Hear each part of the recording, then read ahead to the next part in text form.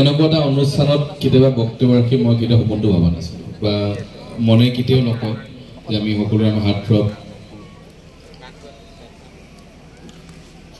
ক'বলৈ ভাষা সঁচাকৈ বিচাৰিব যে 2 মাহ হৈ গ'ল এতিয়াও যে আমি জুবিন গাৰ্গ ডাঙৰীয়াৰ মৃত্যুৰ পাছত প্ৰথমবাৰ তেখেতৰ জন্মদিনত তেখেতৰ অনুপস্থিত আমি আজি উদযাপন কৰিবলৈ আৰম্ভ কৰিছোঁ আৰু যদিও তেখেতৰ জন্মদিন কিন্তু আজি গোটেই অসমখনে চাগে কান্দিছে বা আমি গোটেই অসমেই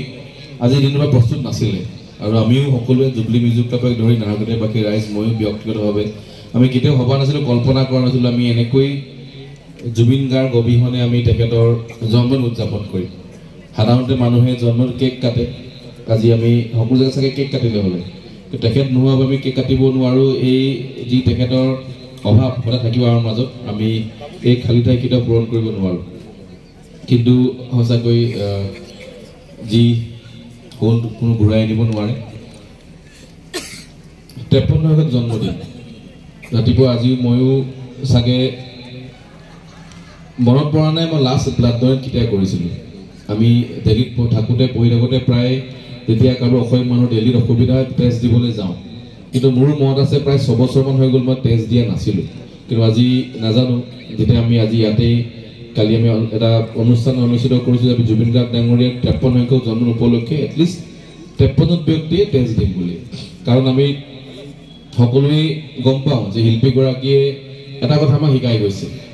যে তেখেতে গান গায় সকলোৱে গান গাব গায়ক হ'ব নোৱাৰে বা সকলোৱে গান গাব নোৱাৰে কিন্তু সকলোৱে ভাল মানুহ হ'ব পাৰে সকলোৱে মানুহক সহায় কৰিব পাৰে আৰু সকলোৱে মানৱতাৰ যাতে কাক কেনেকৈ সহায় কৰিবলৈ সহায় কেনেকৈ মানুহক ইমান তললৈ কৰি জুবিন গাৰ্গ ডাঙৰীয়াই কৰি দেখুৱাইছিলে যেতিয়া মানুহৰ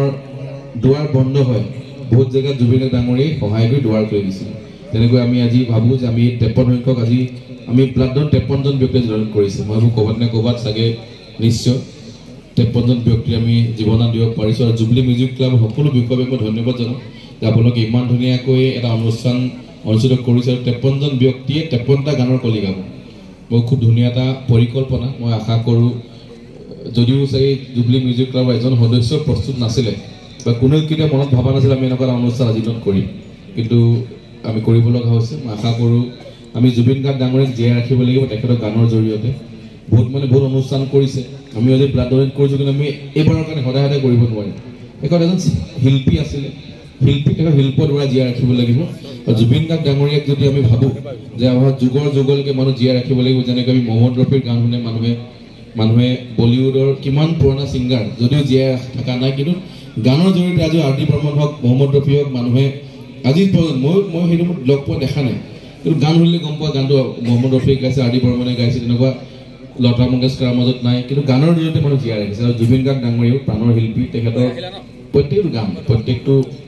শব্দ যদি আমি জীয়াই ৰাখিব পাৰোঁ আমি আগন্তুক সময়ত এনেকৈ গানৰ জৰিয়তে আমি তেখেতক জীয়াই ৰাখিব লাগিব আৰু যাতে সকলোৱে স্মৰণ কৰে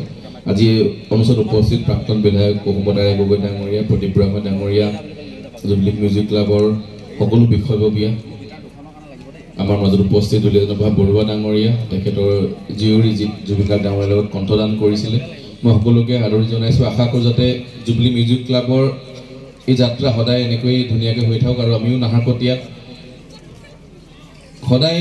এনেকুৱা অনুষ্ঠান বিচাৰোঁ আৰু জুবলি মিউজিক ক্লাব বহুত সময় ধুনীয়া কাৰ্যসূচী লৈ আহিছে সকলোৰে শুভেচ্ছা আৰু মই যোৱাবাৰ এটা ঘোষণা কৰিছিলোঁ আমি যেতিয়া নাহৰকটীয়া ফিল্ডতে আমি জুবিন গাৰ্গ ডাঙৰীয়াৰ মায়াৰ গানটো সকলোৱে একেলগে গাইছিলোঁ এতিয়া এটা ঘোষণা কৰিছোঁ আমি জুবিন গাৰ্গ ডাঙৰীয়াৰ প্ৰতিমূৰ্তি দুটা নাহৰকটীয়াত স্থাপন কৰিম ইতিমধ্যে প্ৰতিমূৰ্তি বনোৱা জেগা আমি নিৰ্ধাৰিত কৰি কামো আৰম্ভ কৰিলোঁ কিন্তু মূৰ্তিটো বেছি খৰতকীয়া কৰি দেখা পালোঁ যে অলপ বেয়া হৈ যাব পাৰে আৰু সেইকাৰণে মই শিল্পীজনক ক'লোঁ যে ভাই তই দৰজাৰ নকৰিবি আমি জন্মদিন লাগিল 2 দিন পাৰ হৈ যাওক জন্মদিন বুলি যদি প্ৰেছাৰ দি দিওঁ আৰু যদি মূৰ্তিটো বেয়া হয় জীৱনভৰৰ কাৰণে এটা মন দুখ থাকি যাব যে আমি এটা বেয়া আকৃতি বা অকণমান মুখখন বেকা হ'ল নাকটো বেকা হ'ল জুবিন গাৰ্গ ডাঙৰীয়াৰ প্ৰতিমূৰ্তিটো অলপ বেয়া লাগিলে নিজৰ মনটো বেয়া লাগিব আৰু তাৰ লগতে ভূপেন হাজৰিকাৰ প্ৰতিমা স্থাপন কৰিম দুজন গণশিল্পী ভাৰতৰত্ন ভূপেন হাজৰিকা ডাঙৰ জুবিন গাৰ্গ ডাঙৰ দুজনে একেলগত দুটা প্ৰতিমূৰ্তি আমাৰ নাহৰকটীয়া যদি আপোনালোকে স্থান দেখিছে বহুতে যদি গম নাপায় আমি গান্ধী বজাৰ সন্মুখত দুটা এতিয়া পেডেষ্ট্ৰিয়েল প্ৰায় বনি সম্পূৰ্ণ হৈছে এটা আৰু নামৰূপৰ স্মৃতি দুটা বনি প্ৰায় সম্পূৰ্ণ হৈছে আমি পেডেষ্ট্ৰিয়েল বনাই উঠিলোঁ ধুনীয়াকৈ তাত আমি নাহৰ পুলি লগাই এখন পাৰ্ক বনাই আমি আমাৰ শিল্পী ভূপেন হাজৰিকা ডাঙৰীয়া জুবিন গাৰ্গ ডাঙৰীয়াক স্মৰণ কৰিবৰ কাৰণে দুটা প্ৰতিমূৰ্তি আমি একেলগে স্থাপন কৰিম আৰু মই ক'ব বিচাৰোঁ যে আমি দুয়োটাই প্ৰতিমূৰ্তি অহা জানুৱাৰী মাহতে স্থাপন কৰিম কাৰণ এনেকুৱা নহয় যে আমি বহুত দিন ৰখিব লগা হ'ব সেইকাৰণে আমি এই আজি জন্মদিন উপলক্ষে কৰিব গ'লে জলদি খৰতকীয়াকৈ কামটো বেয়া হৈ ল'লে সকলোকে জনাব বিচাৰোঁ আৰু মই ধন্যবাদ জনাওঁ যে আপোনালোকে ধুনীয়াকৈ মাতি মৰম দিলে আশা কৰোঁ জুবিন গাৰ্গ ডাঙৰীয়া আমাৰ সকলো মনত জীয়াই ৰাখিব তেখেতক আমি গানেৰে জীয়াই ৰাখিম ধন্যবাদ